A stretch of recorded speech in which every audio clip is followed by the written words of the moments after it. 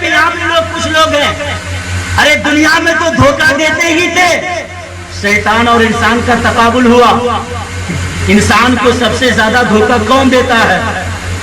تو شیطان نے کہا کہ میں دھوکہ دیتا ہوں، لیکن ایک انسان نے کہا نہیں، تم نہیں، تم تو اس وقت تک دھوکہ دیتے ہو جب تک کہ اس کی حیات باقی رہتی ہے، گناہوں پر اسے ابھارتے رہتے ہو، اسے نمازوں سے روکتے ہو، لڑائی جھگڑے کرنے پر اسے اکساتے رہتے ہو، لیکن یہ انسان اپنے بھائی کو اس وقت بھی دھوکہ دیتا ہے جب اس کا بھائی میت بن کر کے کھڑا ہوتا ہے، جب موت ہو جاتی ہے، قبر کے اندر چلے جاتے ہیں، اس وقت بھی دھوکہ دیتے ہوئے نظر آتے ہیں۔ گھر سے نکلتے ہیں کہ جنازہ پڑھنے کے لیے جا رہے ہیں، لیکن وہاں جا کر کے یوں ہی کھڑے رہ کے تماشا دیکھتے ہیں۔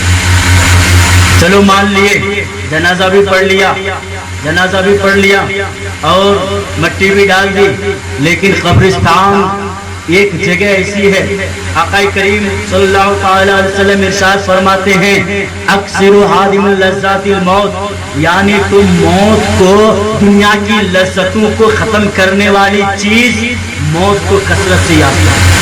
دنیا کی لذتوں کو تم جب دیکھو کہ ہمارا دل ہمارے گھر کی طرف لگ رہا ہے، تم جب دیکھو کہ ہمارا دل ہماری دولت کی طرف بس گیا ہے، تم جب دیکھو کہ ہماری محبت اولادوں سے زیادہ ہونے لگی ہے، ان اولادوں کی محبت کے چکر میں ہم موت کو بھول رہے ہیں، ان دولت کے چکر میں ہم موت کو بھول رہے ہیں، اس گھر کے چکر میں ہمارے سے فرائض کی کمی ہو رہی ہے، فرائض پہ چھوٹے جا رہے ہیں، تو سمجھو موت کو یاد کر لو، موت کو یاد کر لو۔ جب تم موت کو یاد کرو گے تو تمہاری دنیا کی لذت ختم ہو جائے گی، دنیا کی جو محبت ہے وہ ختم ہو جائے گی، اس لیے کہ جب تم مرو گے نہ تو تمہاری اولاد کام آئے گی، نہ تو تمہاری دولت کام آئے گی، نہ تمہارے گھر والے کام آئیں گے، نہ تمہارے باہر والے کام آئیں گے۔ حشر کا میدان ہوگا، رب کا اعلان ہوگا، یوم یفر المرء من اخیہ وابیہ وامہ، یعنی وہ دن قائم ہوگا جس دن باپ بیٹے سے بھاگ رہے ہوں گے، بیٹا باپ سے بھاگ رہا ہوگا، ماں بیٹی سے بھاگ رہی ہوگی، بیٹی ماں سے بھاگ رہی ہوگی، کوئی پرسان حال نہ ہوگا۔ ایسے وقت میں اگر کوئی کام آنے والا ہے تو وہ آپ کے نیک اعمال ہیں، آپ کی نمازیں ہیں، آپ کے روزے ہیں۔ اگر دنیا میں بھی اگر ان چیزوں کی پابندی کرتے تھے، رب تبارک و تعالیٰ ان چیزوں کے صدقے میں تمہیں نجات عطا فرما دے گا۔ یار سبحان اللہ تو کہہ دو، اتنا ہی ہو گئے ہیں کیا؟ سبحان اللہ ضرور کہیں، میں نے پہلے ہی شروع میں کہہ دیا تھا۔ آپ یہاں اصال ثواب کی محفل میں بیٹھے ہیں، جتنی بار آپ سبحان اللہ زبان سے کہیں گے میت کو اس کا ثواب پہنچے گا، میت کو اس کا ثواب پہنچے گا۔ آج یہ ثواب کے تعلق سے چند حدیث سے سماعت کیجیے۔ عن ابی ہریرہ رضی اللہ تعالی عنہ قال قال رسول اللہ صلی اللہ تعالی علیہ وسلم اذا مات الانسان انقطع عمله الا من ثلاثه الا من صدقة جاریہ او علم ينتفع به او ولد صالح يدعو له۔ یا ایک بار کہتے ماں باپ کے نام پہ سبحان اللہ۔ یقیناً یہ بہت ہی پیاری حدیث پاک ہے، مشکات شریف کی حدیث پاک۔ آقا کائنات صلی اللہ تعالی علیہ وسلم کا مبارک ارشاد ہے، فرماتے ہیں جب انسان مر جاتا ہے اس کے اعمال منقطع ہو جاتے ہیں۔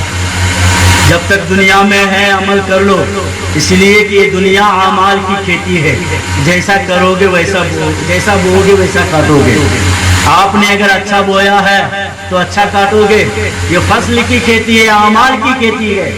اپنے اعمال کو سدھار لو، اپنے اعمال کو، اپنے اخلاق کو، یعنی اپنی زندگی کا محاسبہ دنیا ہی میں کر لو، یعنی مرنے سے پہلے اپنے آپ کو مار دو۔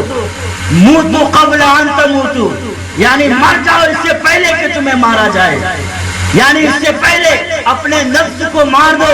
نفس کو مارنے کا مطلب یہ ہے کہ نفس کی خواہشات کی اتباع مت کرو، یعنی نفس جیسا چاہتا ہے اس کے خلاف جاؤ۔ نفس کہتا ہے کہ نماز کو مت جاؤ تو آپ نماز پڑھو، نفس کہتا ہے کہ شراب پیو تو آپ شراب کو چھوڑ دو، نفس کہتا ہے کہ غلط کام کرو تو آپ اس کا الٹا کرو۔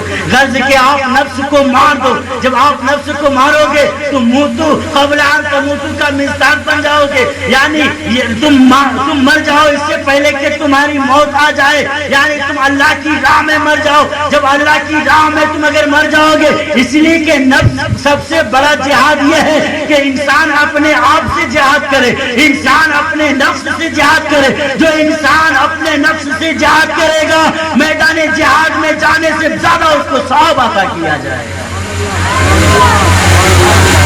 مسلمانوں، رب تبارک و تعالیٰ نے ہمیں پیدا فرمایا ہے، اس لیے یاد رکھو یوں ہی نہیں کہ آپ دنیا کی خواہشات اور لذتوں میں جل کر آپ اپنے عاقبت کے بارے میں سوچنا چھوڑ دیں۔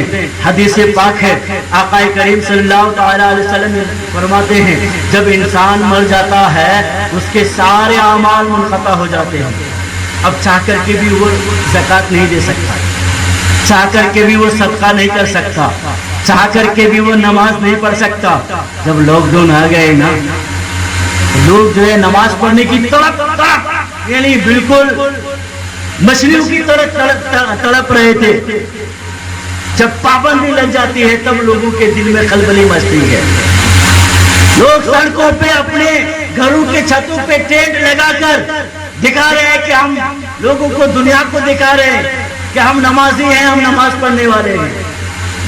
اتنی طرف یاد رکھو، جس قوم کی حالت یہ ہو کہ نماز پڑھنے کی اجازت وہاں پر ہو پھر بھی نمازوں کے پابند نہ ہو، روزے رکھنے کی اجازت ہو پھر بھی روزے نہ رکھتے ہو، حج کرنے کی اجازت ہو پھر بھی حج نہ کرتے ہو، زکوٰۃ دینے کی کوئی پابندی نہ ہو پھر بھی زکوٰۃ نہ دیتے ہو، یعنی نیک کام کرنے پر کوئی پابندی عائد نہ ہو پھر بھی اگر نیک کام نہیں کرتے ہو تو یاد رکھو رب تبارک و تعالیٰ کی طرف سے ایسے ظالم بادشاہ کو مقرر کر دے گا اس قوم کے اوپر کہ وہ چاہ کر کے بھی نماز کو ادا نہیں کر سکتا، چاہ کر کے بھی روزے نہیں رکھ سکتے، چاہ کر کے بھی وہ حج نہیں کر سکتے، چاہ کر کے بھی وہ زکوٰۃ ادا نہیں کر سکتے۔ اس لیے مسلمانوں ابھی وقت ہے، اس سے پہلے کہ ظالم حکمراں ہمارے اوپر مسلط کر دیا جائے، اپنے آپ کو رب کے حوالے کر دے۔ ہم دنیا میں کہیں اے رب انی وجہت وجہی للذی فطر السماوات والارض، یعنی ہماری پوری توجہ سب سے لے لیجیے گئے، جب مرنے کے بعد بھی یہی کہیں گے اور میدان محشر میں بھی یہی کہیں گے تو رب تبارک و تعالیٰ کی جانب سے اعلان ہوگا اس بندے نے پوری زندگی ہماری یہ وحدانیت کا گیت گایا ہے، جاؤ اعلان کر دو فرشتوں اسے جنت میں داخل کر دو۔ فرشتے روکتے کیوں ہو جنت میں جانے سے؟ جاؤ جنت میں داخل کرا دو۔ اس لیے پہلے رب تبارک اللہ کے رسول صلی اللہ تعالیٰ علیہ وسلم ارشاد فرماتے ہیں اعمال منقطع ہو گئے، روح نکل گئی، اعمال منقطع ہو گئے، لیکن 3 اعمال ایسے ہیں جو مرنے کے بعد بھی میت کو ثواب پہنچتا ہے، لیکن کر کے جانا تو پہلے، کر کے جائیں گے تب۔ ہاں، اور ایک یہ بھی ہے، پہلے حدیث کا ترجمہ سن لیجئے، یعنی ان میں سے ایک عمل صدقہ جاریہ ہے۔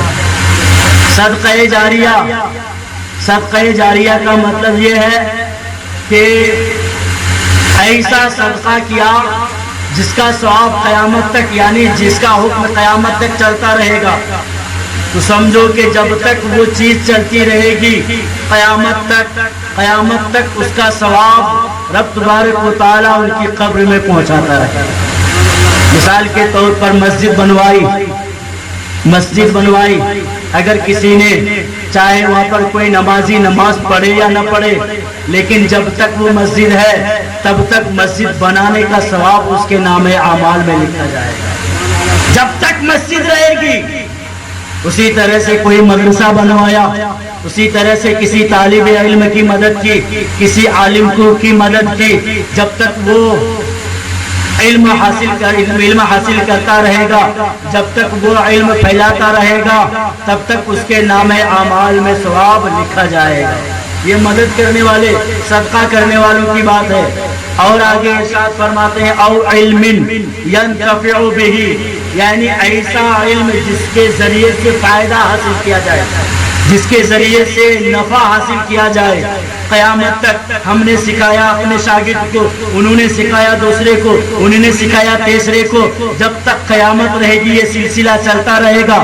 تو जहाँ से उठा था वहीं पर उसके सारे का सवाब मिलता रहेगा। अरे आपने इसमें एक वैकेंसी आई थी, आपने नहीं देखा था, तुम इसमें ये बनाओ, तुम एक दो मेंबर को जोड़ो, फिर